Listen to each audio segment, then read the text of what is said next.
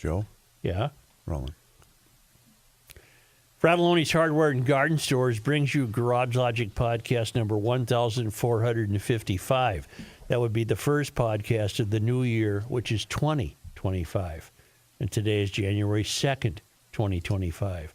45 degrees was the record high on this day on 2 occasions. Funny how nature works. 1897, and then 100 years later in 1998. Or it'll be 101 years later. It's funny how that works in nature. You know? And 36 below on the morning of 1885. Hail the Flashlight King! And now, from the mayor's office above the boathouse on the east shore of Spoon Lake, it's Garage Logic with Chris Reavers manning Technology Corner, Kenny Olson from the Krabby Coffee Shop, John Height in the newsroom, and of course, the rookie. Here is your Flashlight King, Fireworks Commissioner, and the Keeper of Common Sense, your Mayor, Joe Soucheray. 2 men were found dead after searching for Sasquatch in the National Forest out west on Christmas Eve. And as Jordy notes, everyone knows Bigfoot helps Santa on Christmas Eve. Yes. Okay, how are you? Happy New Year! See you next year. How'd we lose Dad? Well, he went looking for Bigfoot. Yeah.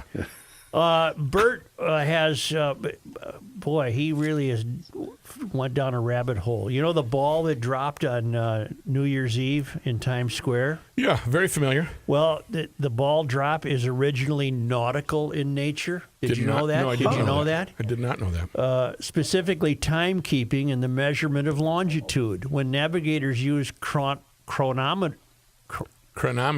Thank you. Yeah. And the skies to navigate, they needed a time standard. A ball visible from the coast would drop at the same time each day, allowing sailors to set the time at the port of departure. It was created by a captain of the British Navy named Robert Wauchope in 1829. Self-winding clocks hastened the demise of that in the 1880s. The New York Times co-opted it as a substitute for the fireworks the city disallowed. Okay. Oh, they disallowed fireworks and replaced it with a falling ball. Is Mike with us? Every city, the closer you get to the country's tallest buildings, has a Mike Ernst.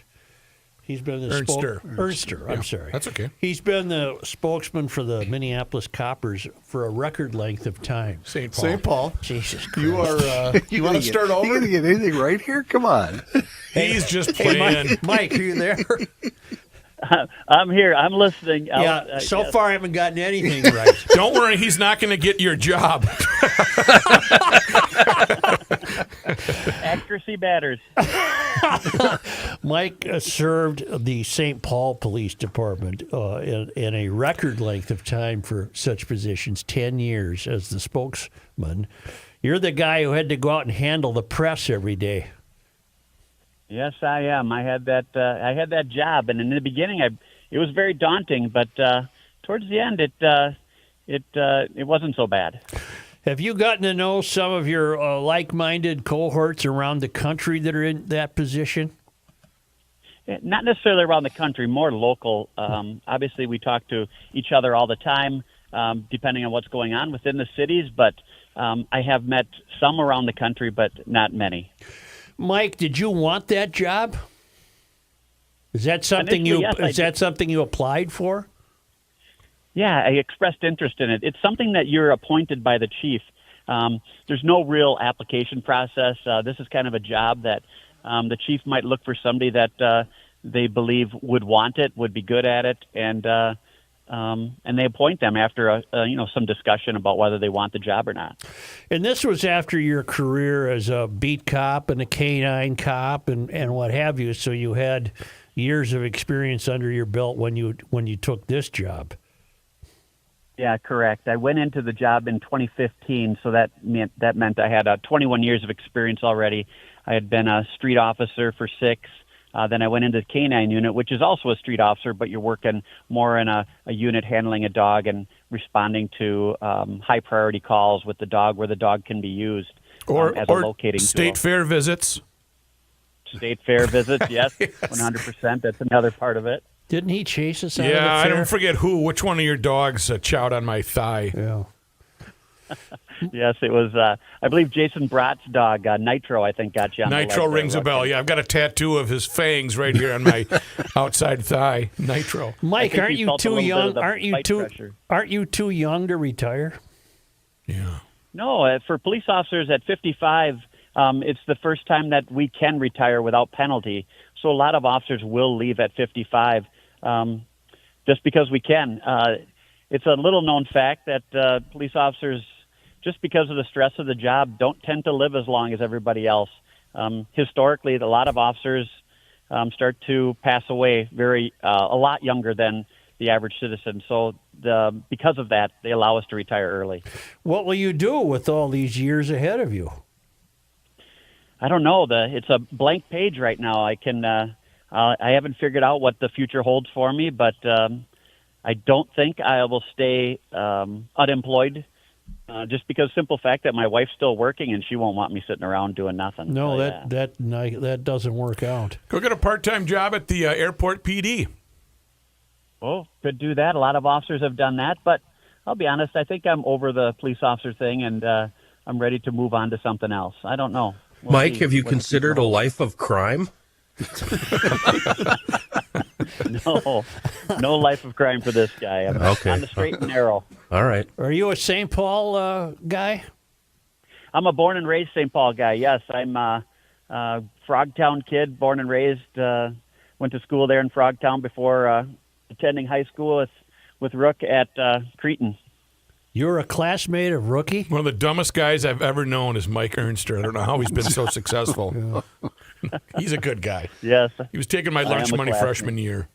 Mike, what do you think of the press in the Twin Cities? Do you think they're doing a good job? Do you think you've seen changes in the? I guess by press, let's just limit it to newspapers. Boy, when you started, newspapers were healthy. They aren't now. Have you seen the changes? 100%. Obviously, the St. Paul Pioneer Press has really dwindled down to nothing from where it was. They have some very dedicated staff over there that do a great job. I would have to say that the hardest working reporter in town is Mara Gottfried from the Pioneer Press. I agree. She does an incredible job. I'll be honest, she makes some of my days really tough over the years. She's fair, but she's right down the middle. And I would have to say that Mara has been, I call her the big influential, just because when Mara writes something, TV will follow that, and other stories will be written after hers. So she's been great. But yes, Star Tribune still has a pretty healthy amount of journalists over there. They tend to turn over quicker. But I think overall, I think they do a good job. They're there. They're willing to also tell the good stories of the police department when I call them, and that's always important to tell both sides. Mike, what went through your mind yesterday when you were witnessing the news accounts of what happened in New Orleans? Tragic. It's something that we talk about here a lot. I know there's a lot of talk about big events here and how much they cost to host. Specifically, Grand Old Days comes to mind. And what does it cost to protect large events like that? That's what came to mind, is the fact that this could happen anywhere. And if we our department is putting the thought and effort into protecting those events, a lot of people don't like the cost of that. But right now, I believe where this person had access to the New Orleans area, how he got in to actually harm those people could have been prevented with some of the measures that were taken here, which it sounds like they were in repair down there in preparation for the Super Bowl. So here, when those costs come up to protect an event like Grand Old Days, this is exactly what we have in mind, and this is exactly what we want to prevent. Do you and your chief and your administration routinely have meetings about this? In other words, police work must be continually evolving to consider horrific things like what happened in New Orleans, and in Las Vegas, but New Orleans most particularly. Do you guys get together, you men and women get together and talk about that now more routinely than you did, say, 20 years ago? Yeah, well, yes, I would. As far as 20 years ago, I think that the talks happen more frequently now, just because communication and there's so much more information out there, and it's so readily available. The chief, he's got a huge job. He's not necessarily as plugged into these kind of meetings, but his personnel are keeping him updated and keeping him in the loop as we speak to our federal, our state, and our local partners to make sure that there are no local threats, which we do not believe there are any local threats related to this. But those conversations are occurring, and we want to make sure that our community stays safe, and we also are in those communications so that if we learn of anything that might be affecting another city like New Orleans or anywhere else that might be hosting a bigger event. I think one thing we've learned is that it's impossible to predict when and how, and nowhere is off limits, correct? 100%. Yeah, nowhere's off limits. But we know that areas of popularity around large sporting events or large gatherings, it tends to be a popular choice for these type of attacks. So we always have to be vigilant. We have to keep those lines of communication open, and we have to take the steps necessary to protect people when they're going to these events, because truly, as they're participating or having fun, they're really not paying attention, and we have to be that group that pays attention to make sure that they're safe. What was the happiest task you had as a spokesman? What was the brightest day that occurs to you? Oh boy, that's a tough question. I was thinking about it a little bit yesterday because there's not a single incident that comes to mind. A lot of what we do in the PIO world, which is Public Information Officer, is we're reactive. We tell the stories, or we try to give updates on what happens day to day. When it comes to positive stories, the proactive stories, the stories that we want to push out, these are stories that officers are doing every day that nobody really knows about. And we need to tell those stories just as much as talk about what the reactive stories are for whatever the news of the day is. But our officers are out there doing great work every day, and I was very proud as a PIO to be able to go out and tell those stories. One doesn't come to mind. I think the collective of the work of the men and women of the St. Paul Police Department is one that St. Paul should be very proud of, and we try to tell those stories anytime we can. How have you learned to handle the saddest days of your job? Ooh, that's a tough one. The saddest days are talking about some of the hardest. Anytime any officer that you'll talk to will say some of the hardest calls you're going to go on involve children, because I tended to see my own children at those calls, and I would go home at night and try to hug them, or just go and see them to make sure that they're okay. So as a public information officer, when I had to report or talk about any incident that involved a child, especially if a child was severely injured or killed, it was always hard, because in the back of my mind, I always had my kids in mind, and it always made me very emotional talking about that. One of my last major crime scenes was a triple murder. It was on Jesse Street on the Lower East Side, and it was such a sad situation. And it was also sad because I knew the officers that responded to that, and I knew behind the scenes the anguish that they were going through of having to see that. And I think that's another piece that the public never sees, is this impacts our officers so much. They take on so many dings and dents into their psyche throughout their career. It's great when we can tell the good stories of what they're doing, but it's really sad when these situations occur. Yeah, and it's unfortunate that more and more crimes are being committed by younger and younger people.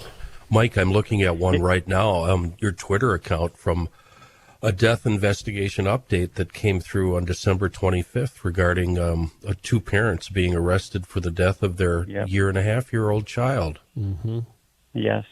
Tragic situation where these children are put in these positions and end up paying for. That one's still under investigation. We don't know what caused that child's death yet. We're going to wait on toxicology from the medical examiner. Yeah. But from just the general atmosphere that we see children be put in, and it is sad to see that. And again, go home to our families and hold our children tight and just know that they're loved. And hopefully we can do something to intervene in that situation and help kids whenever we can.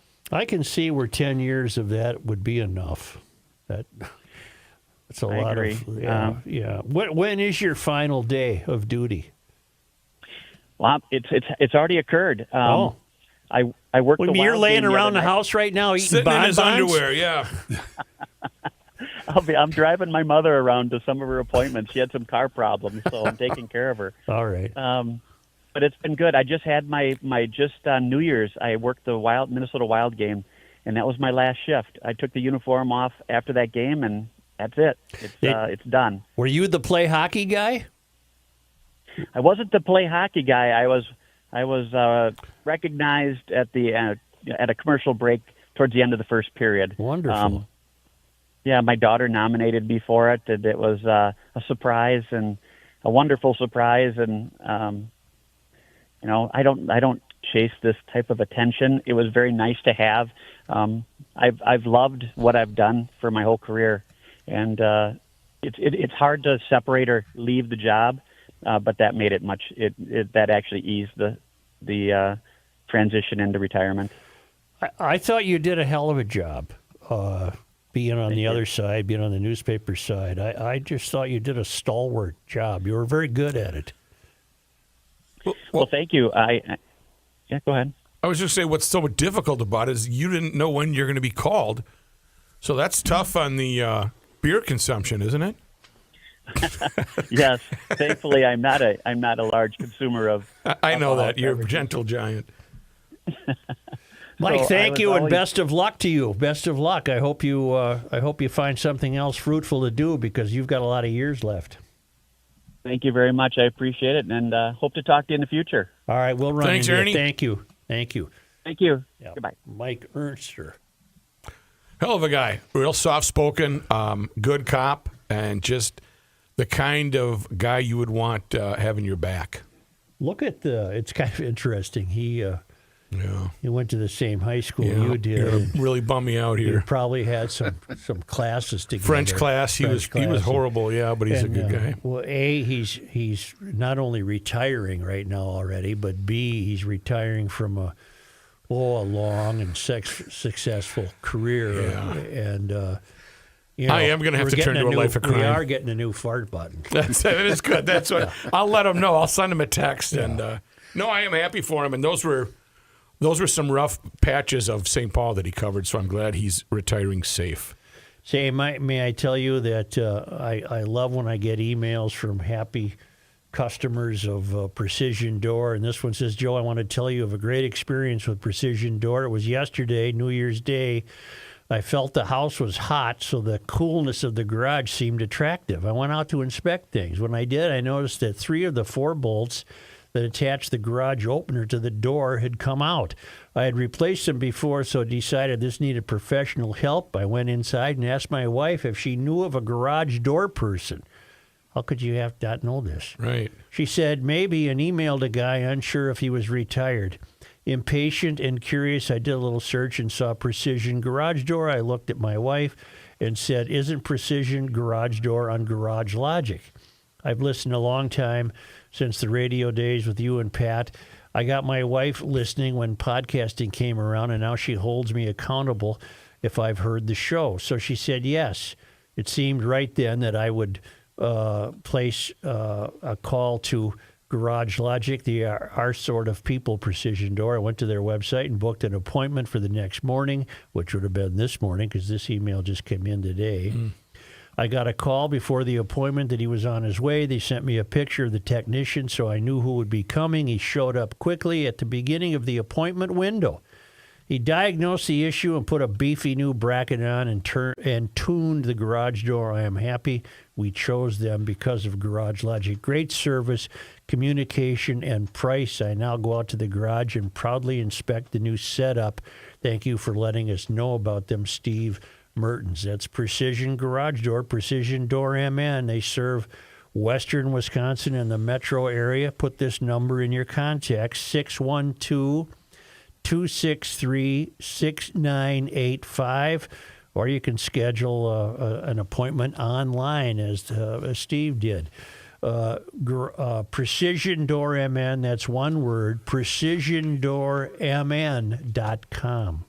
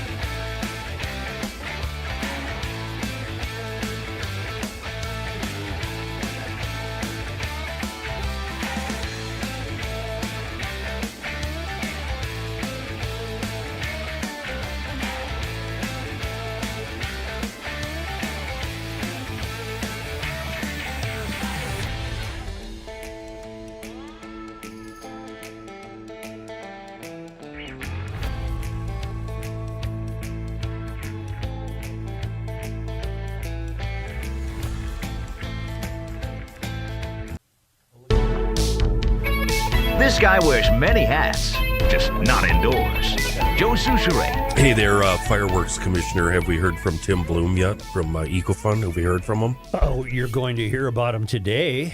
No, I mean from him, not because I'm just wondering if you ran that fantastic idea of mine past him. I'm really hoping he takes my advice and stocks in a bunch of seafoam motor treatment. Yeah, I'd have to buy $5,000 worth of seafoam. You can afford it? Well, you know, sometimes you have to spend money to make money. Right. Yeah. Man up. EcoFund still running, as far as I know, that wonderful sale on Yamaha generators. Be a neat deal if they gave out a can of seafoam with each purchase of said generators. Speaking from my own personal experience, I think it's a great idea. I think it is because you're going to have periods where you use that generator for a crazy amount of time, up to 100 hours straight, and then other periods where you don't even know where that thing is. You haven't run it in 6 months, maybe a year. And Seafoam will help that baby fire up better. It'll help it run better, last longer, helps with poor engine performance, prevents all the common engine problems, and then cleans and lubricates all those critical engine areas. And yes, Seafoam motor treatment, it's safe for all gasoline and diesel engines, including those little one-lunger generators. It works great. And even better, it's available all over everywhere. Almost any place you stumble into has a couple cans of Seafoam on the shelf. And if you're like me, you don't want to leave the house, well, fire up the computer, order some in. Go to seafoamworks.com and have a bunch of it delivered right to your doorstep. A wonderful product in a world of bad gas and generators, Seafoam. Hindsight is always perfect, but you have to wonder why Bourbon Street in New Orleans, on the occasion, or maybe forever, but on the occasion of big events, is just absolutely sealed off from traffic. We'll just put those big concrete barriers there. And well, No, there's those big bollards that come out of the ground. They those have big those. Steel. They have those, and they apparently are being fixed or re-prepared for the Super Bowl. Yeah. Well, why don't you go all the way, New Orleans, and during the Super Bowl, just completely seal off Bourbon Street? In fact, I having been on it many times, why don't you just seal it off completely forever and let it be a pedestrian? Oh, now you sound like a euphorian. I don't know Like if the I'm Nicollet down with Mall? that. Yeah. No. And then next you're going to say we can't smoke and ride bicycles at the same time. No, listen, dimwit. We're talking about 2 blocks, 3 blocks, and it's just all it is. Oh, is traffic calming. I'm not down with that. Just Party Central anyway. Yeah, you don't close streets. That's Party Central on July 10th. You know what? Maybe it's time for those people to sober up. Don't close streets down. Well, I keep saying that something's going to happen, and I don't know what. That wasn't it. That isn't what I had in mind. I have people at the airport, listeners, saying, well, tell Joe it happened. No, this isn't it. Okay. But this is leading us on the road to something happening. Things feel a bit upside down right now. I saw a great quote. I think it's a great quote. You guys help me with it. It said something to the effect that if you think for yourself, conspiracy theories are inevitable. That made sense to me. No matter what. If you think for yourself, I'm not a big conspiracy theorist guy. Huh? I'm not a big conspiracy theorist guy. No, but if you think for yourself, you come to the realization that too many things are off kilter. Too many things don't make sense. And so therefore you begin to dwell on these things that don't make sense, and the next thing you know, I wouldn't even necessarily call them conspiracy theories, but you're searching for truth. And truth has become a really rare commodity. It's troubling, for example, that we don't have a government. And that's a fact. We don't have a president. They dragged him out yesterday and held him up while he said something, none of which is worth it or worthwhile. Painful to watch him walk back to the door, too. He's not contributing anything to the common welfare and safety of America, and they couldn't get him back to his beach house fast enough. Maybe I'm making too much of the fact. I mean, I realize that how much he could do, but we have no voice of assurance in this country. We have no one to step forward and say, A, here's what's happening, B, here's what we're doing about it, and C, it is our job to maintain your safety, and here are the steps we're taking. We don't have that, which is an unusual predicament for this country. Right. I don't know if that'll improve with the ascendancy of Trump. I do know that what would change is he seems more likely to be on top of things than Biden, who has become well, I was going to play enfeebled. I was going to play the clip, but it's sad more than anything else. But the problem is, if he hadn't said anything, he would have been absolutely ripped. Correct? Right, but what he said, you can play it. You want to play a portion Sure, of it? All right. sure. It's because it's useless. I know I can speak for all Americans when I say our hearts are with the people of New Orleans after the despicable attack that occurred in the early morning hours. To all the families of those who were killed, to all those who are injured, to all the people of New Orleans who are grieving today, I want you to know I grieve with you. Our nation grieves with you. We're going to stand with you as you mourn and as you heal in the weeks to come. I want to thank our brave first responders and law enforcement personnel. What we're not hearing is someone who has an idea about how to end this. We all share his sentiment. That goes without saying. He's offering nothing. He's offering nothing to the discussion. He's offering nothing to the current conditions of this country. He's offering nothing. A sharper president would be offering something and has in the past. Churchill offered a great deal. Our presidents have offered a great deal. This is the crime of the century that this fellow has even pretended to be the president for 4 years and was hidden and protected by a media that has lost all credibility. All professional news gathering institutions, at least the conventional news gathering institutions, were complicit in the development of this situation in not having a president. And it's pathetic. It's embarrassing to the world. Unfortunately, there are people who know these things.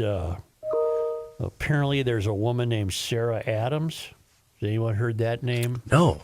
Former CIA, and she's calling this, and she said more's on the way, and we're in dire straits here with zero leadership. Zero leadership.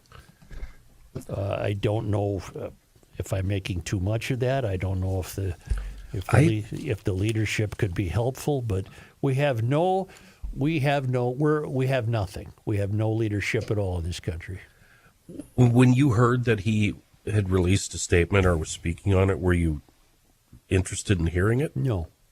Same here. That was the first I heard it. As a matter of fact, when I saw, on the various sites that he had said something, I purposely avoided it because I really don't want to hear anything he had to say They put about a suit on him. I'm not being facetious. I really, really love your phrase, and I can't find where it came from. If you think for yourself, conspiracy theories are inevitable. Yeah, because nothing you look at makes sense.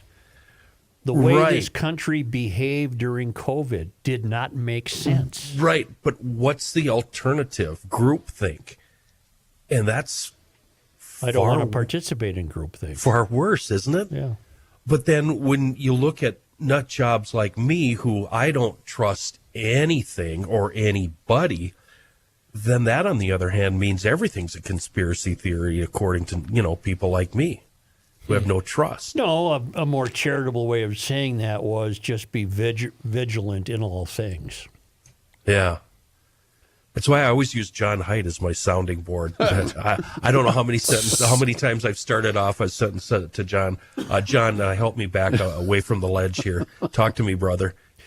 These amazing things are happening, and the best the people can do around him is give him the most basic and simplistic boilerplate message. Pick out a tie for him, send him out there for no longer than 2 minutes, and then get rid of him again. It is pathetic. They're not fooling anybody. He's not fooling anybody. And keep the Easter Bunny on standby. Right. Yeah, right. We have a situation where these unknown vehicles in the sky may prove to be nothing. They may prove to be something. We're yet to hear anything. We have no leadership. We have a terror attack in New Orleans and a very odd situation in Las Vegas where a cyber truck blew up outside a Trump hotel. I don't know what that... Well, if that was even supposed to mean a connection to Trump, I have no idea. A cyber truck filled with explosives. Yeah, filled with stuff. People are confusing the cyber truck explosion. And then Musk, who's living at Mar-a-Lago in a guest cottage, apparently his mother's got one. This is the oddest goddamn thing I've ever seen in my life. And he took the opportunity to promote the Cybertruck as being able to withstand explosions. We live in the strangest times I've ever could possibly imagine. 2025 saying hold my And beer. then Musk, God love him for paying attention to his kids. I guess at the Mar-a-Lago New Year's Eve celebration, he's walking around with one of these kids named X Factor or whatever the hell he names his kids on his shoulders. But he's with the kid, I don't know. He's got 14 or 15, doesn't he? He's got a lot of at kids. least. They're all named, Tylenol and biochemistry So- or whatever the hell their names are. Trying to read between the lines and figure out what else you're saying that you're not saying.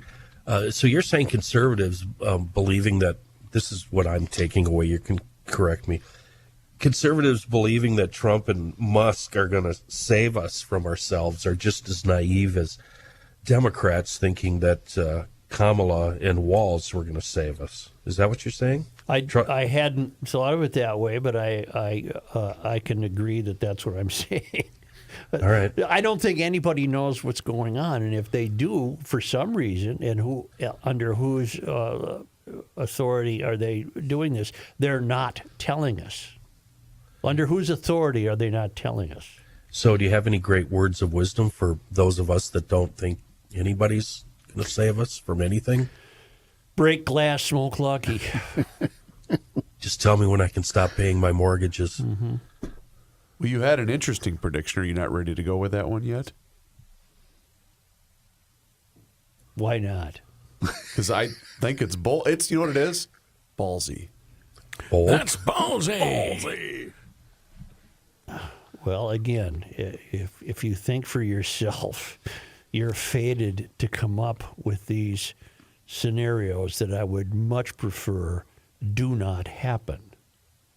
But when I say something is going to happen, I'm thinking something on the magnitude of this country being placed under martial law, for example. Oof. And the excuse will be a new virus, or the excuse will be these continuing terror attacks, or the excuse will be the revelation that, yes, we are in danger from alien, non-human intelligence. The evidence is all around us, and I think that the end game, and we see it in such a minor aspect of this dynamic as climate change, for example. Climate change is another tool they could use to declare to enforce or to result in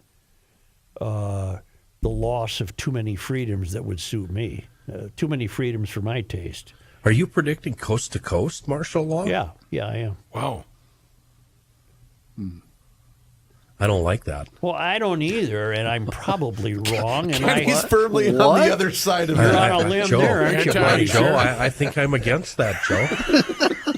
I'm I'm busy too. thinking for myself over And here. I'm probably wrong, and I hope I'm wrong. But would somebody please explain to me what the hell is going on in this country? When you said that earlier today, the first immediate thought that I have is, well, nothing would surprise me at this point. No, nothing will. But what event would it be that would require martial law? I just ran through them. You could use a virus, even though you would think we've smartened up since the BS of the first one. You could use a climate catastrophe. Some fruitcake like Bill Gates could go seed the clouds, and it starts raining aluminum. You could use the terror attacks. You could use these unknown craft that keep flying around with virtually no explanation because we have no leadership. But somebody somewhere is running the show. And it's a result of somebody somewhere, maybe not even in this country, running the show, that you could see a situation where, for our own good, which would not be, but for our own good, will be placed under martial law. You mean like a snitch line? A whole deal? You know, curfews, mileage limitations, certain hours you can go to the bank, certain hours you can't. Why shouldn't I think dreadful thoughts when there's nothing but dreadful news? It's becoming more difficult, increasingly difficult. That's what I'm saying. I don't like when you have these thoughts that I normally have. I turn to you to be. That's your job, isn't it? Yeah. This makes me uncomfortable. Well, and you said sometimes you ask me to bring you back off the cliff. I have my own theories, too, that I won't go into on the show that I wouldn't share with you because you'd probably then go over the cliff off. Give us a little taste, Well, John, Johnny. the whole point of us being here is to reveal these bold Yeah, things. let's I think have a discussion. The closest I can get without going in depth is when you, Joe, you just mentioned perhaps somebody even from another country being involved in what happens here. Mm-hmm. I think that movement is well underway, and that's China or Russia? yes, Yeah. China and Russia, actually. I think Yeah. Russia has a very strong influence right And- now. Okay, but what would it take? I mean, Good question, what could yeah. they do? Well, they can't invade us. This is no, Matthew. I think he's right as far as China is concerned. This is a takeover that requires no guns whatsoever. Matt, it should be clear to you by now that the last thing you need to take this country apart is a weapon. That's Yeah. the last thing you need. No, there's so many other avenues, and all the land that they've purchased, and everything China's been doing in this country for years, and the amount of people coming through, Chinese people coming through the southern border. My Lanta. And the absolute disappearance of any counterweight of American leadership. There Well, isn't that's any. already in place. And There is that isn't on any. purpose, Joe? Boy, you have to wonder. Do they know about this and they're letting it happen? Okay, let's follow this theory. No, What- wait, Matt, wait. Okay. I'm sorry. They got rid of Biden, the cabal running the country for the last 4 years, which involved Obama. They got rid of Biden in the hopes that they could still preserve their party's power. And they said, well, we can't win with him. He's become too ill, Weak, yeah. too weak. So we'll stick Harris in there. Okay, but let's say they did, and let's say Harris won. There still would have been no leadership. She's an empty suit. There's nothing there. There would have been no leadership. Okay, then why isn't there democratic leadership saying, here's what our plan is? Why? What would be the reason to keep it secret? They lost, so they're going to be scrapping. We understand that. I think I can answer that. Okay. I think it's because their only plan is to preserve their life on the third rail. Yeah. They have no plans for you and me. So Candy on YouTube asks us, are we just a bunch of wussies sitting around waiting for this to happen, waiting for oblivion?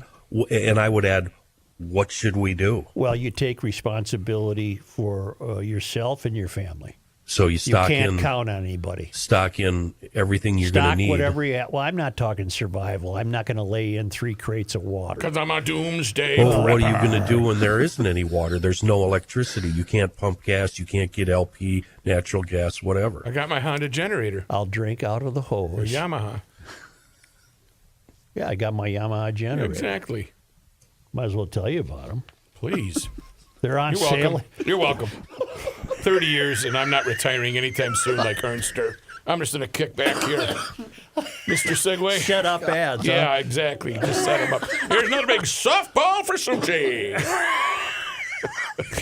Well, up at EcoFun. Yeah, 'tis the season now. It is to get a Yamaha generator. They're in stock at EcoFun Motorsports in Forest Lake. They're damn near half off. Let's okay? go. I got you on that He one. went out and he bought truckloads. Yeah, he was smart. You know what? He knows something we don't know, maybe. Yeah, I know. The end of the world sale. And there's nothing you want more than if the world's ending than a generator. That's right. Then you can last 10 minutes longer than the neighbor. All right. No, they're a great deal. $13.99 generator on sale for $7.99. Good for the fish house and the lake cabin and what you know the drill. These are wonderful. They're 4-stroke. They're quiet. They're lifelong, not lifelong. A 3-year Yamaha warranty. This is at EcoFun in Forest Lake. It's on 97. Immediately west of 35. It's also the electric bicycle capital of the world. Youth recreational equipment, motorcycles, snowmobiles, snow removing equipment, helmets, apparel, great service department. And man, when they have a sale, they have a sale. A Yamaha EF 2200 IS, $13.99. That's a generator, $13.99 on sale for $7.99. It's EcoFun Motorsports in Forest Lake, Columbus on 97 west of 35 and down in Burnsville on the service road of life near County Road 42. It's ecofunmotorsports.com.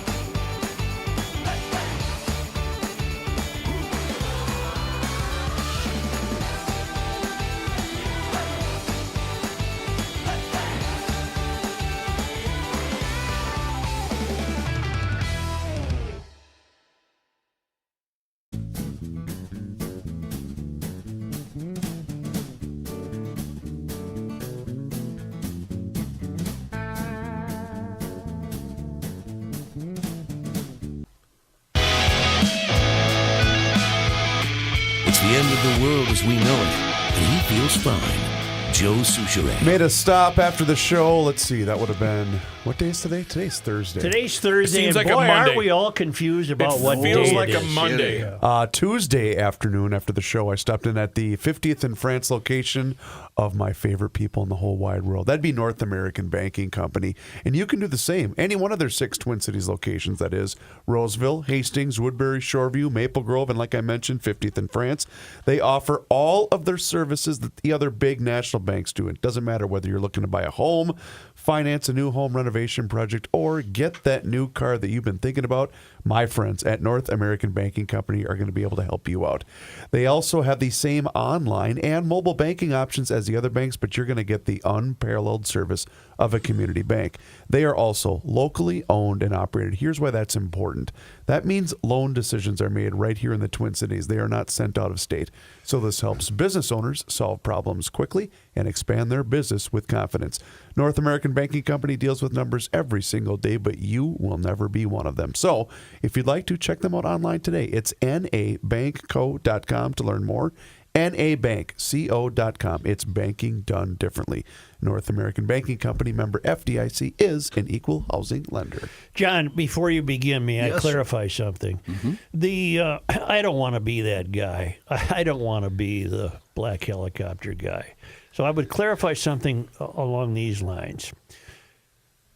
I predict, if not national law, some means of bringing about restrictions on the American way of life, which is the end game of the mystery anyway, is to end this country's power and presence in the world. That's the mystery. That's what climate change is about. That's what all this BS is about.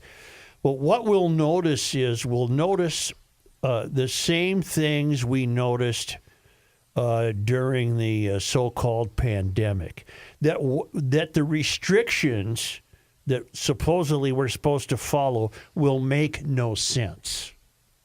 In other words, let's say all lights on in your house have to be off by 10 o'clock. Okay, I'm winging it now. Okay, in other words, what doesn't make sense is, well, why not 5 after 10? Or 15 minutes after 10. Or no private automobile can be driven more than 100 miles a week. Well, that doesn't make sense. Why not 122 miles a week?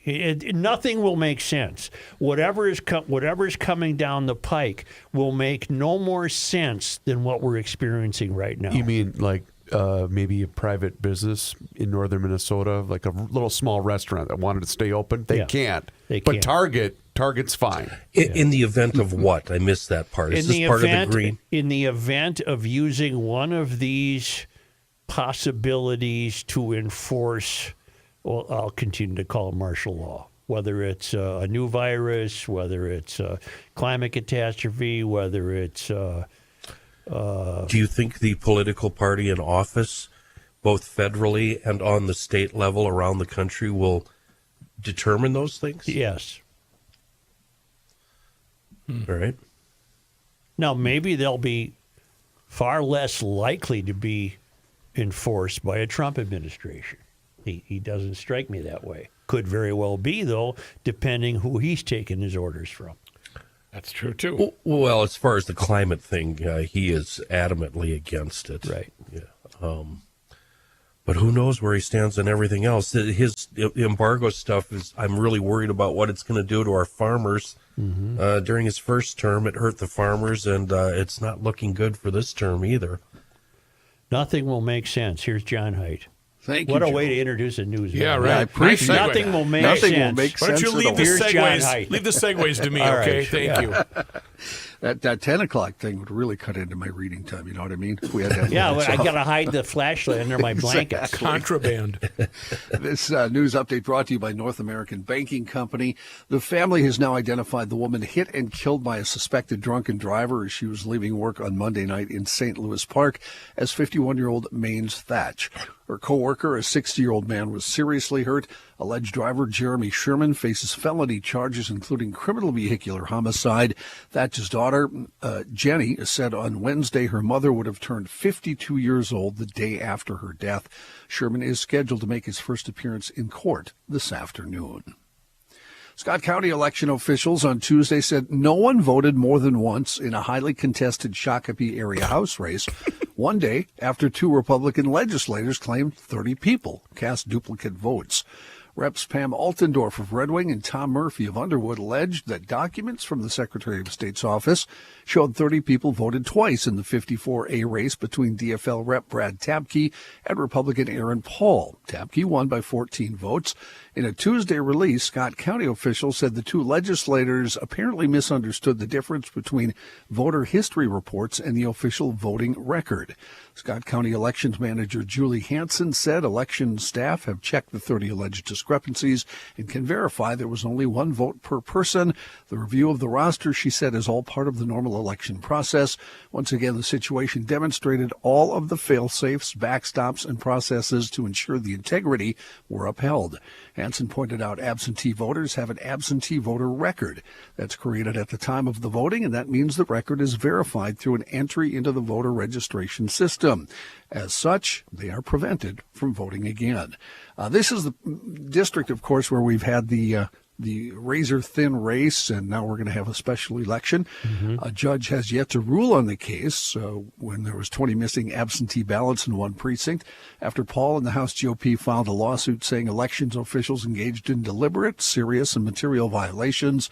The race has stakes for the closely divided Minnesota House, with Republicans set to have a 1-vote majority when the session begins January 14th. That special election for a Roseville area seat on January 28th could create a 67-67 tie. Minnesota is doomed if that trifecta is not broken.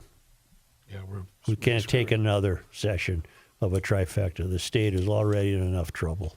Roseville, when you're voting in the special election, can you afford to send another lefty to the Capitol? Can you afford that in your own house? 3 of 4 suspected believed to have been connected in 3 of 4 men, suspected believed to have been connected to an over $100,000 burglary in Sherburne County have been arrested. According to the Sherburne County Sheriff's Office, the whole thing started in Baldwin Township on December 18th when 2 men reportedly broke into a residence. During the burglary, a woman was at home inside the home asleep, unaware the 2 men had entered. Home security cameras captured the suspects leaving the house carrying a safe that had more than $100,000 in cash inside. Multiple law enforcement agencies helped in the investigation. As a result, $36,000 of the stolen money has reportedly been recovered, and 3 people believed to have been connected have been arrested. 31-year-old Jonathan Zambrano was arrested and charged with entering the residence to steal the safe. He's being held on $600,000 bail. 2 others, 21-year-old Carlos Garcia and 20-year-old Jennifer Enriquez, have been arrested. The final suspect, who has not yet been arrested, was identified by the sheriff's office as 22-year-old Brandon Garcia Becerril. He is believed to have been the armed man who broke into the house on December 18th. The sheriff's office said it's likely he has fled to Mexico. So obviously an inside job. Nobody randomly goes up to a house knowing that there's $100K in a safe. Yeah. Okay. Lack of snow in northern Minnesota has caused 2 popular sled dog races to be postponed. On Thursday, organizers announcing the John Bear Grease Sled Dog Marathon, which was previously scheduled for late January, has been postponed to March 2nd due to unsafe trail conditions, saying there's insufficient snow and icy terrain on the course.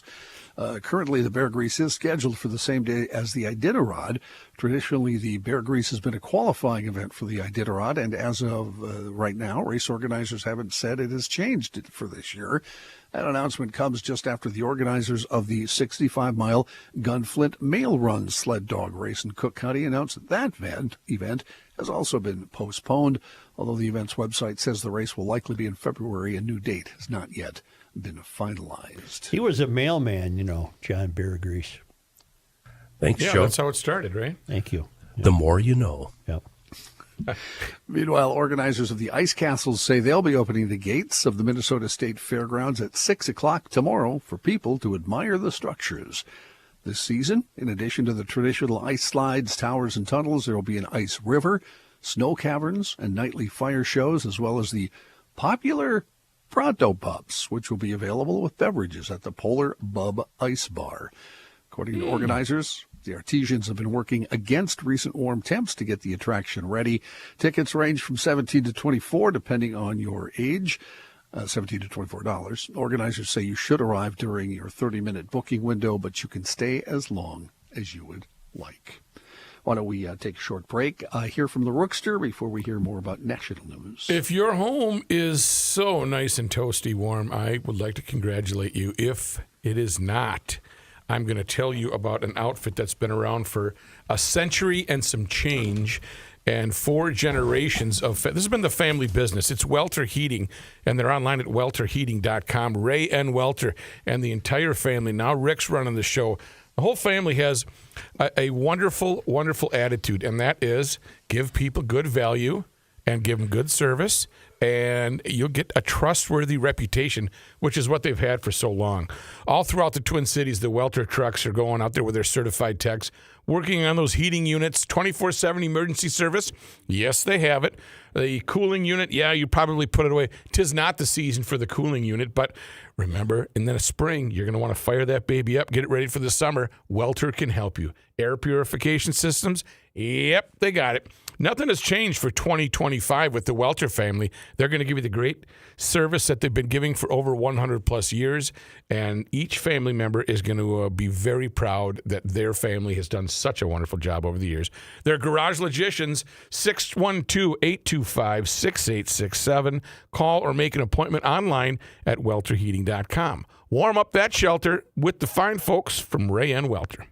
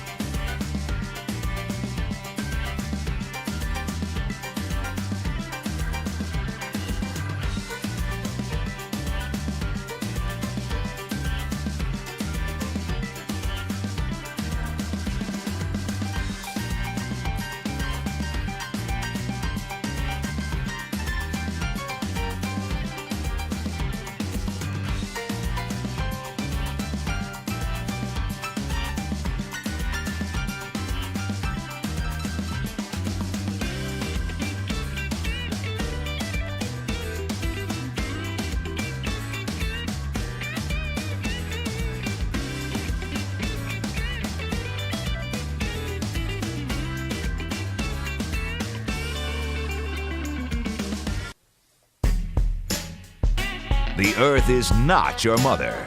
The Joe Soucheray Show. In national and international news, the FBI this morning said they think Shamsuddin Jabbar acted alone in New Orleans in what they described as a terror attack inspired by ISIS. Christopher Rea, Deputy Assistant Director of the FBI's Counterterrorism Division, said this morning, let me be very clear about this point. This was an act of terrorism, premeditated and an evil act.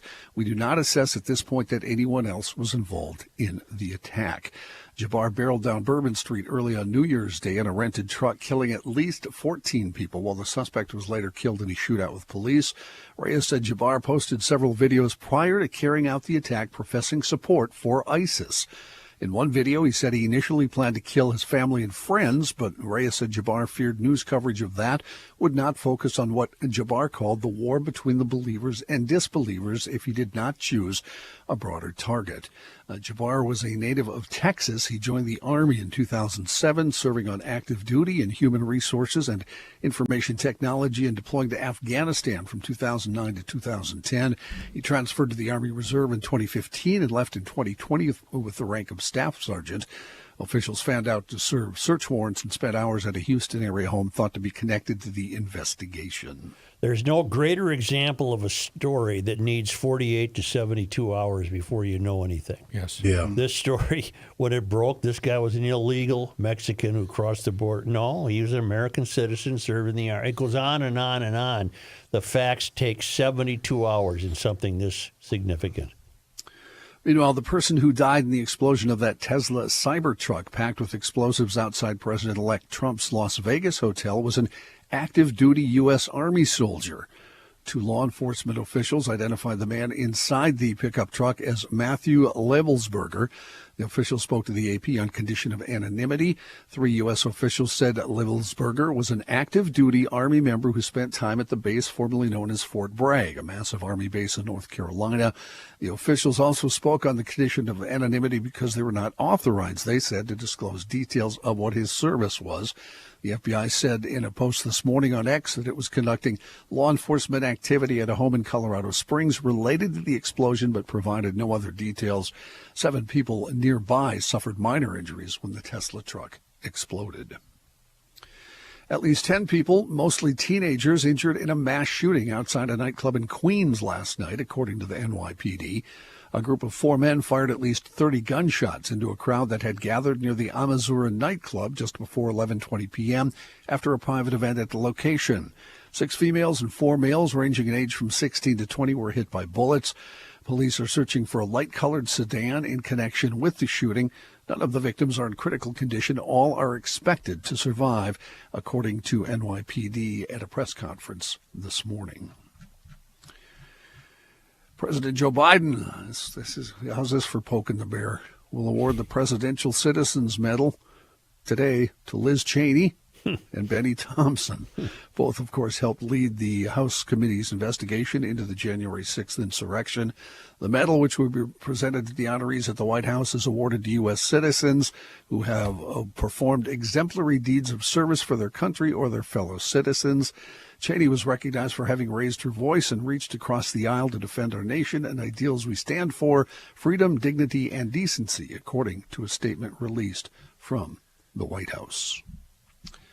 Beginning of 2025 marked by the year's first polar vortex, bringing snow, storms, and frigid temperatures that will impact the majority of the country and millions of Americans. During the year's second week, the coldest air of the season and dangerous wind chills will affect the southeast, with below freezing temps possibly as far south as the Gulf Coast and the Florida Peninsula. Frozen precipitation is possible also across that region and the southern plains. Some areas could see temps plummet to nearly 30 degrees below average, according to Fox Weather. The cold may be so extreme it could end up being the coldest January since 2011 for the U.S., according to AccuWeather lead long-range expert Paul Pastelok. The media forecasting company said that it is expected to create a surge in demand for heating and warned that cold air in the southeast could result in rolling blackouts and issues in some states with the power grid. Now imagine 10 years from now, you get the polar vortex, Yep. and you're supposed to be relying on solar panels and windmills. Ain't gonna work. Bleep that. Well, to be fair. Oh, go away. Okay. All right. Yeah, you're right. I'm too lazy. A respected news anchor whose background was here in Minnesota has died. You may not remember him by name, but you'd know him right away if you saw him. Aaron Brown. Oh, yeah. Who earned widespread praise for his incisive reporting and calm demeanor during CNN's coverage of 9/11, died at the age of 76 on Sunday. Male or female, John? Male. Male. Okay. Yeah, I bet you'd know him, Chris. I saw his picture, and I didn't know him. Really? Yeah, it was way back. Was he on a local station here? He worked at a radio station, I think, here. I don't know which one it was. Yeah, I'm seeing him. I don't recognize him at all. Well, see, when you're on the radio, you can't see him. No. True, but he did news for ABC. Yeah, he did. No cause of death was given. He won the Edward R. Yes. Murrow He was not a believer. Brown, Thanks for that, Joe. Thanks for that. See, when you're on the radio, is that all? I'm just straightening you out here. Brown, I was about to go off on another tangent. Brown won the Edward R. Murrow Award for his coverage of the September 11th, 2001 attacks as he anchored from the top floor of CNN's Manhattan offices. It was his first appearance on that network, as he had previously been with ABC News, serving as anchor of World News Now and World News Tonight Sunday. He wasn't even supposed to start at CNN for several more weeks, but was enlisted for the crisis. In the backdrop of Brown's coverage were the huge plumes of smoke from the Twin Towers. A decade later, Brown told NPR, in some ways, you were like too into it, too focused on anything other than being a reporter with the big story. Brown was born and raised in suburban Minneapolis, attended the University of Minnesota before he joined the U.S. Coast Guard Reserve. He had started a broadcast career as a radio talk host in Minneapolis, but later moved to Los Angeles and then to Seattle, where he became a fixture on the local news broadcasts, first at King TV and later at KIRO TV. In 1991, he and Lisa McRae became the founding anchors of the overnight newscast ABC News Now, and he also served as a correspondent on other network news programs for ABC. He also anchored the Saturday evening newscast and the Sunday edition of Good Morning America for the ABC television. Do we know how he died? It's no cause of death was I given. see. according to the family. If he was a radio talk show host, we would know him. You said he was in this market. That means he was a weekender or a fill-in or a late night guy. Yeah, the name's not ringing a bell. It must have been, I'm going to just guess, a weekender at CCO evenings. I don't know. Saturday night, 9 to midnight, one of those deals. And then he ended up catching on, obviously. Yeah, and he had had some good tapes, and he sent them around and got himself a real gig. Tapes, and it was tapes back then. Remember tapes? I still got a box of those. Yep. If I ever need another gig. I ain't got no tapes. Joe, the story you brought up earlier, two Sasquatch hunters from Oregon died after they went missing while searching for the elusive mythical creature in the wilderness on Christmas Eve. Yeah, everybody knows that's when he's working for Santa. It's a sad story, I agree, but the strangeness of it, I must read it. The bodies of the two men, aged 37 and 59, found in a heavily wooded area of the Gifford-Pinchot National Forest in Washington State. Police said the pair appeared to have died of exposure amid the harsh winter conditions, and they're not being prepared for the forest. The men had set out on their excursions into the wilderness, hoping to spot Bigfoot with intentions to come back home before Christmas. They were reported missing at 1 a.m. on Christmas Day. A 3-day search was conducted. Jesus. Over 60 volunteer search and rescue personnel. Yes, Kenny. Was this a deal where they're sitting at the CC Club? They started the morning at about 10 a.m. and they finally made it over to the CC for happy hour. Sounds like it. Yeah, you got a pair of tennis shoes on and a white light windbreaker. You know what? Let's go. We're going to find him. I bet we can find him. I got a feeling. What Let's happened to this thing was 10 foot tall. Yeah. I can't find it. I was kind of waiting for pretty hair. He had That was Bigfoot. Was that what it was called? It That's was what I Bigfoot looked. something. Oh. Because isn't this a case of, how do you put it, Joe? Americans losing touch with something? People something? losing sight of nature. Yeah. Thank you. Yeah. 7 law enforcement. I think Bigfoot is blurry. That's No, that's not. That's No, right. that's Smidge. Large, blurry This monster. thing was 10 foot tall. Oh, somebody must have deleted Well, that's okay. He had beautiful was 10 foot tall. He had beautiful hair. See, I believe that guy.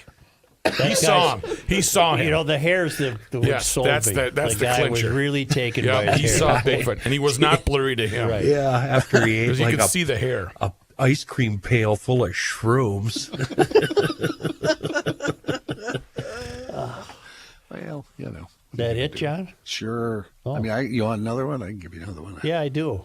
Rudy Giuliani, Yep. a former New York mayor and Trump attorney, is reportedly trying to save his Yankees World Series rings. That news comes as Giuliani tries to satisfy the terms of his $148 million defamation verdict against him that was handed down last year. The rings were given to Giuliani by George Steinbrenner to commemorate the team's 4 championships in 5 years while Giuliani was mayor, and now belong to his son, Andrew. Giuliani says the rings are tantamount to a family heirloom and a good luck charm for the team. In the sworn testimony given by Giuliani, he recounted how he and Andrew would each put one on for what he called special Yankee occasions. like the team's last World Series win in 2009. According to Giuliani, Steinbrenner gave him the rings in 2002 and that he insisted on paying for them. The former mayor said he estimated the total value of the rings to be around $27,000. Giuliani made a plea during his December 27th deposition hearing, which is set to kick off a courtroom doubleheader as two former Georgia election workers tried to sue him over his lies about them in the wake of President Trump's 2020 election loss. This Friday, tomorrow, he's set to appear before the Manhattan federal court over what lawyers for the Georgia women say was his failure to turn over property in a timely fashion. On January 16th, he'll once again be in the courtroom to hear the fate of his rings as well as his condominium in Palm Beach, Florida. Well, is he living in a cardboard box? What He didn't know when to sit down, did he? No. If he was on The Price is Right, they'd say to him, "Okay, Rudy, you got $10 million. You've had a successful career. Do you want to sit on that, or do you want to find out what's behind door number 3?" And he just kept going for door number 3. Right. Was he wearing the rings when he did the big press conference where he basically melted? Yes, that was awful. Can he afford the hair dye anymore? Right, Nobody has fallen farther than Rudy. Yes, agreed. You got to know when to sit down. Yeah, you Mr. really do. Pillow's on par. Well, yeah, no, but Mr. Pillow wasn't Rudy as was. widely known as Rudy. That's true. Rudy was respected and well known, and He turned that city around. He made New York not fun. Right. He was so successful. Well, he made New York. Took all the fun out of it. All right, thank you. Okay. Yeah.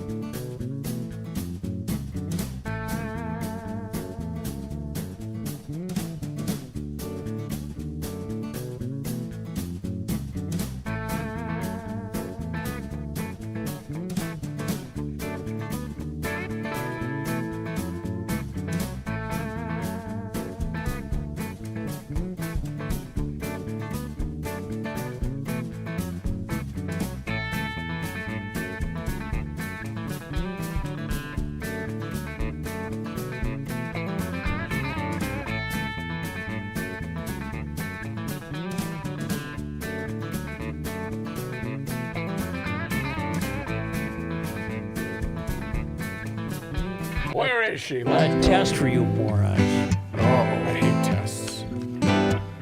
Here's a man who spends hours in hardware stores, sifting through the nuts and bolts of life. I predict Joe you'll pass this Soucheray. test. Then I won't take it. Then I won't take it. Does this remind you of anything? There's a new law that took place yesterday in Minnesota that limits the use of PFAS. Those are the forever chemicals in products. In turn, that creates a ban on certain youth motorsports equipment. The state's new ban on PFAS, PFAS is the acronym, polychloride or something, means nobody can sell the forever chemicals in 11 categories of products, including things made for kids. Most, if not all, dirt bikes and all-terrain vehicles made for kids are currently made with PFAS for heat resistance or waterproofing. But some dealers only realize that in the last week, so they may be stuck with products they can't sell. Staff, anyone? This has happened before. No, anyone? This happened before, like Matthew said, and guess who came to the rescue and changed it? Amy Klobuchar. Well, how did it come? How did this happen before? With It had to do with batteries. Had to do with lead. Yeah. And the That's what it was. and the Mysterians were trying to sell you on the idea that we had to ban the dirt bikes and the mini bikes because the kids apparently would have gnawed on the battery Right, they usually posts. tend to chew on them. Yes. Go chew on a battery. Yeah, Kid. Is Get this away from different me. from the lawnmower ban? Was that a different? That's different. Okay. This is so there's a trend here, and I'm wondering, is this a backdoor way of getting at the beloved internal combustion engine? For sure. Oh, so this includes internal combustion engines? This isn't for those plastic wheeled toys that every kid, wheels around little the Jake driveway. or whatever it is? Yeah, in the yard. No, these are Yamaha TTR 50s, Yamaha CRF 11OF kid-sized dirt bikes, ATVs. Those things don't have batteries. My kid's TTR 50 didn't have one. Kenny, these are the PFAS. There's plastics in them that apparently are forbidden now. The battery's a different story. That was lead. That was 5-6 years ago. We're talking fenders and panels? Yes. Oh, my God. Oh, I just can't live with these people. Oh. Davis Motorsports, we don't need to talk to him. We could talk to Tim. What is he going to do? Remind me we'll have to talk to him about this. Minnesota is banning any juvenile products except electronics that are intentionally built with PFAS, the chemicals linked to an increased risk for cancer and other health troubles. So that means instead of going to Tim's place, you got to go over to Wisconsin or Iowa or somewhere where they still have freedom. If you want to buy your kid a TTR 50. The dealers like Tim will wish that youth motorsports were exempted from the Minnesota law. They have been exempted in Colorado. There's a lot of ways kids can get hurt on dirt bikes. Eating the fender is not one of the most popular ways. No, mine, yeah. When these when motorcycles are no longer usable, at the end of the day, everything ends up in a landfill one way or another. Minnesota Director for Clean Water Action said. What a dumbass. These things live forever. Oh, my God. Yeah, throw away that TTR. So now these dealers are stuck with unsaleable inventory because the dealer, like Tim Bloom, for example, at EcoFun, he cannot risk saying, yeah, I'll sell you that one, because then he's in trouble. Yep. I wonder if he can ship them off to a buddy, though, in Wisconsin who's running a place. You know what I mean? Yeah, they're concerned about competitors in other states who can still sell them, and parents might also buy less safe alternatives. So PFA, look up PFA, please, PFAS. Polyfluoroalkyl. 3M's in trouble because there's PFAS in the water, and what do you want to know about it? What's it called? Polyfluoroalkyl substances are a group of human-made chemicals that have been used in consumer products and industrial processes since the 1950s. They're known as forever chemicals because they do not break down in the environment and can build up in living things. So apparently it's a component of making a plastic fender for a kid-sized recreational vehicle. That's never going away. It's going to be in the landfill forever. There's a list of things that PFAS have been used in since the 1940s. I was going to say, how did I get this far? It's in everything. Yeah. Clothing, carpet, But fabrics. it's the latest way to sue people and make money. Mysterians keep dreaming this BS up. Now, will Amy come to the rescue? She did when dealers were forbidden. Now, why was it only youth equipment that was affected by the lead prohibition? Because, big motorcycles have batteries. The kids could have eaten those batteries, too. Right. I don't remember why. When I ate a battery, I always loved the positive post. Right. More than the negative. They had completely different taste. It's just a completely different positive style. post was tender. It tasted like chicken.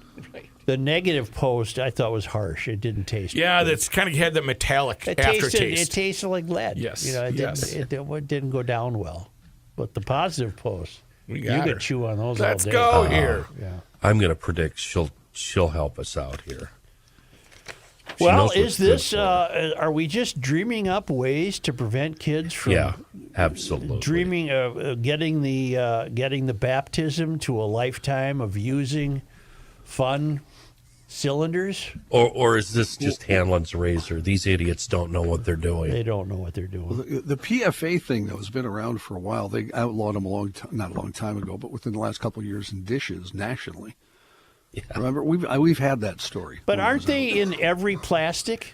Well, not anymore, but they were. Yes. Are they in water bottles, John? They were in They were in plates, water bottles. But they're not in water bottles anymore. Right. Yeah. Okay. Well, given my age, I've undoubtedly owned many products that had PFAS in it. Mm. You like them PFAS? I'm okay. You so far, build up an immune system. So to it. far, so good. They're You're sitting probably- there nice and snug in your small intestine over there. Oh, yeah, he's probably like 12% PFA, isn't he, Yeah. by now? Yeah, for sure. Almost That might pickled. explain the look of his hair today too. I got PFA hair. You need me to bring my dad's clippers over? Damn it! Call Tim right now. Here. We got it. I got it. We got to know. What's he going to do? He might have $50,000 worth of inventory on the floor. Joe sounded like Don Knotts there. What are we the, going to What are we do? going to do? You get The the nice secret thing handshake is- and you're out of there with one. The nice thing is it's usually not tough to sell little mini dirt bikes and ATVs for the kids. Now Mom it and is. dad, grandma and grandpa. What I'm saying is hopefully he's not sitting on a lot of inventory. You want to talk to him tomorrow? No, we're not here. Oh, that's right. Are we off tomorrow? I got to attend a funeral for a very close friend. Most, if not all, the dirt bikes and all-terrain vehicles made for kids currently are made with PFAS for heat resistance or waterproofing. But like Joe said, some dealers only realized that last week, so they're stuck with these products. Yeah. Boy, when I look up EcoFun, I get a Facebook page. I don't want that. Do you want a Facebook page? Here it Facebook is. page? Facebook page? Here it is. Yeah. No, it's still Facebook. God damn Joe, it. I'll just call the shop. How's that sound? Let's do it. Yeah, Yeah, we can't leave without talking to him. I know. I want to talk to him. Do I have his number? I'm getting rid of PFAs. Say it right, PFAS. So I'm wondering, is it the fenders and plates and side panels, or is Yes. it shielding around wires, or is it something in the air box? What parts? Do all parts Plastic. have PFAS? Plastic. So you're just saying everything plastic on the bike has PFAS in it. And why is that any worse than, like, say I go in there and buy WR250F, and that's loaded with plastic, but it's for an adult? What's I the don't difference? know why this affects. Just ask for Tim Reeves. Is Tim around? We're on the phone too. And then this should also include snowmobiles, side-by-sides, four-wheelers, everything for adults if it's not just kids. Tim is out of town currently. Well, what the hell? Probably trying to find He's storage. probably in Washington lobbying Congress. That's what I would do. Well, we'll get to the bottom of this, won't we? Yeah, probably not. We did with Amy. She came on the air with us. Yeah, she did. Which is the last time she's ever come on the air with us. I don't remember that. Well, it was a long time ago, Chris. Okay. And we haven't said anything bad about her lately. Maybe she'll come back. No, I don't want to talk to her. She wants to stay at office. That's we why parted ways when she said, if you don't vote for Democrats, you'll get more hurricanes. That was my last straw. So I don't want anything to do with it. Yeah, we'll talk to her. Well, is this a federal law? No, it's a Minnesota law. It's a Minnesota law. Yeah, but other states have done it. Okay, so states have done this. Yeah. We actually did it to dishes last year in Minnesota, effective January 1, 2024. You couldn't have PFAs in We dishes. have plastic dishes at home. Well, yeah, but they don't have PFAs then, probably. For all if you I bought know, they do. If you bought new ones since 2024 it started. These things are like the size of a garbage can lid, these big plastic plates just sailing around. You know how you get rid of this stuff, these dangerous PFAS? Huh. Burn pile. Yeah, burn them up there. Yeah. I don't see it. They ain't out here no more. Toss them in there with everything else. But make sure, GLers, it's a friendly tip for you. When you're going to burn PFAS and tires, do it at night so your neighbors can't see the dark billowing smoke coming from behind your outbuildings. I think every rational American should be opposed to anything Bill Gates proposes. I'm very worried about Bill Gates. When you get that much money, you go nuts, and he thinks he can control nature. And well, the latest is researchers at Leiden University Medical Center, backed by the Bill and Melinda Gates Foundation, have developed a new method of delivering malaria vaccines using genetically modified mosquitoes as flying vaccinators. This idiot is paying researchers to figure out how to turn a mosquito into a vaccine. I don't want anything to do with this guy. This guy's reading about nuts. this. He's been obsessed with this for years and years. He's been proposing this for quite a while. This is amazing. Yeah. In a trial, 43 adults between the ages of 19 and 35 with no prior history of malaria infection were divided into three groups. The first group received 50 bites from mosquitoes infected with the GA2 parasite. The second group received 50 bites from the mosquitoes infected with the GA1 parasite. And the third group, serving as a placebo, received 50 bites from uninfected mosquitoes. The participants underwent 3 vaccination sessions at 28-day intervals. 3 weeks after the first vaccination session, the human test subjects were exposed to malaria infection through bites from infected mosquitoes. The results showed that 8 out of 9 participants What a study to participate in the in. GA2 group were effectively protected against the malaria, while only 1 out of 8 in the GA1 group and none in the placebo group.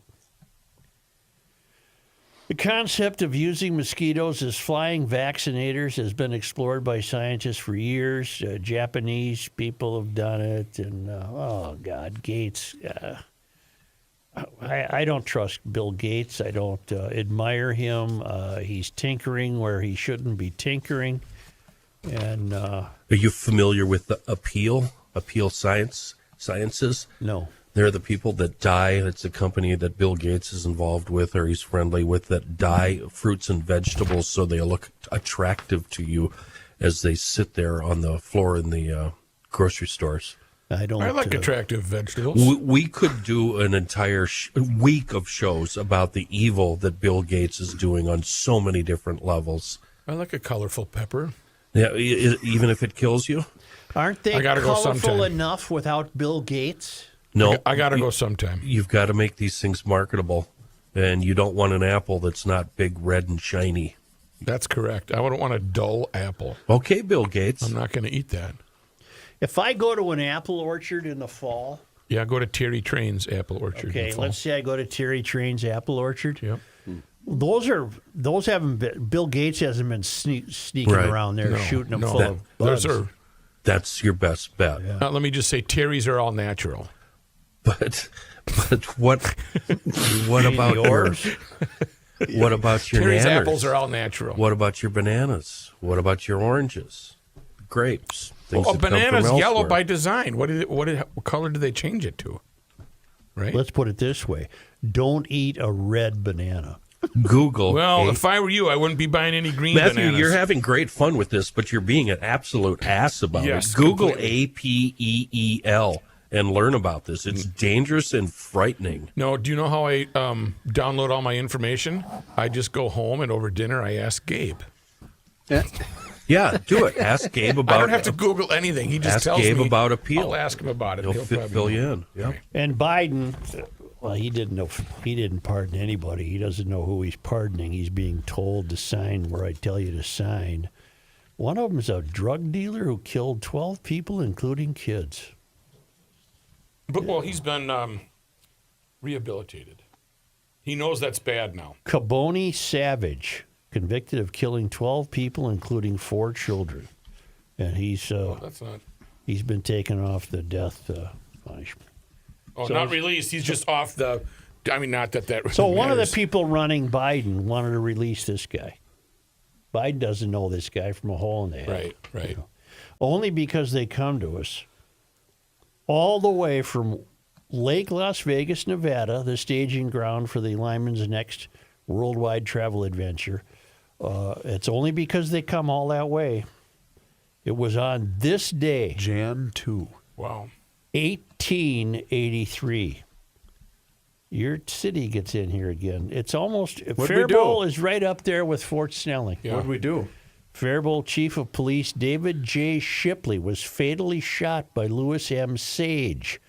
Shipley had attempted to arrest him after Sage threatened to shoot his own wife. Sage was later convicted of manslaughter in the 4th degree and sentenced to 4 years in the Minnesota State Prison at Stillwater. Boy, he got off lucky. 4 years Wow. when That's you it? kill Wow. Let's a see. chief The chief of of police was shot. It was killed by Louis Sage. That was Shipley, the cop that was killed, attempted to arrest him after Sage threatened to shoot his own wife, meaning Sage's wife, right? Yeah. Sage was later convicted of manslaughter in the 4th degree. He got 4 years. Wow. I can't believe that. We were soft on crime in 1883. Yeah. Mostly peaceful. It was on this day It was January 2nd, Joe. in 1890 that Hjalmar Peterson was born in Eskilstrup Who is he? on the island of Fyn in Denmark. A veteran country newspaper editor, he served as the state's governor for 4 months in 1936 and 1937, the shortest gubernatorial term in Minnesota history, and he served following the death in office of Floyd B. Olson. Peterson died on March 29, 1968, while vacationing in Columbus, Ohio. That's what killed him. I laugh only because that's a hell of a vacation spot, isn't it? Did it end with scandal? 4 months? No, he filled in because Olson died. Oh, and he filled out the maybe he term. ran but lost. Okay. I'm going to memorize the governors. That's my I next think you should do that. project. That would be fun listening. On this day, Well, there's Elmer Anderson, and there's Elmer Anderson again. on this day, January 2nd. in 1917, about 1,000 lumbermen walked away from their jobs on the second day of a strike held by the industrial workers of the world. The workers employed by the Virginia and Rainy Lake Lumber Company and the International Lumber Company demanded a pay raise, a 9-hour day, and sanitary living conditions. 9 hours. Yeah. What was it, do you think? 12? I don't know. And finally, on this day, January 2nd. on this day in 2002, 23 years ago, Man. the Food and Drug Administration approved Medtronic's CareLink network, the first system that allowed doctors to remotely monitor implanted medical devices via the internet. So we've been doing that now for 23 years. So far, my plans for 2025 being much better are fading fast. Why? This. Today's show? Yeah. Well, I didn't mean to introduce such dark things, but something's going to happen. I know. I want an upbeat 2025. I'm not saying it was bad. I'm just saying it was down. It ain't going to be good. Can I ask, or may I answer Rook's question earlier that made both Chris and I laugh heartily from your answer? They were working 7 days, 12 hours a day. So they're working 84-hour weeks. Holy schmeisters. And in unsanitary conditions. I'd want some upgrades. I think they had a beef, didn't they? I know how they feel. They consumed a lot of PS5s. PFAs. That's it. I know how they feel. That's long hours. 12 hours, 7 days a week? That's correct. Some days it just seems like that. Holy cow. Well, did they win their strike, I wonder? Well, I haven't gotten that far in the story yet. Farmer hours. I mean, I'll give you the 12 hours, but you should get the Lord's Day off. They also wanted 10 more bucks a month. That's what they wanted for A wage month. increase. No, Yep. sorry. You're not getting that Not in the now. budget. The companies tried to break the strike, employing police to arrest IWW leaders. They were released with no charges. Strike was called partial victory when conditions improved, clean bedding, better food, and a wage increase larger than they demanded. But nothing about the 7 days a week. Nothing about the hours, no. Wow. What if you were the cook and their protest was they wanted better food? What'd they call the cook? Wouldn't you be in cookie? Cookie. Yeah. He's cooking beans in a Yep. metal pot. Yep. Yep. Over the fire. Can I ask you something? Do you guys all have a clock? Yeah. You guys good? Well, what was Cookie wearing? Thank you, GLers. Cookie had on the the apron. Yep. Smeared to beat hell. Yes, it's just he looked like a blacksmith's apron. It was so beat up. Yep. And then Cookie also had the. Oh, you're just starting the music now. I think he had the Stormy Cromer hat. Stormy Cromer. Yes. I can see him. Hey, GLers, do Yes, us a it favor. is. Hit subscribe. It's on our Garage Logic YouTube Yes. channel. Yes, you can join the Yes. thousands of people that are interacting with us on YouTube. It's all there for you, including the show each and every single day starting around noon. Yeah, the Garage Logic YouTube channel. It's fantastic. You can also follow us on all of our social media channels. Just search for Garage Logic, and don't forget to sign up for the Daily Logician. It's an email. It comes right to your inbox each and every single day. It includes the most recent episode of the podcast. It also includes a weekly note directly from the mayor himself. It's called Saturdays with Souch. I just saw it this morning. It's neat. Nice.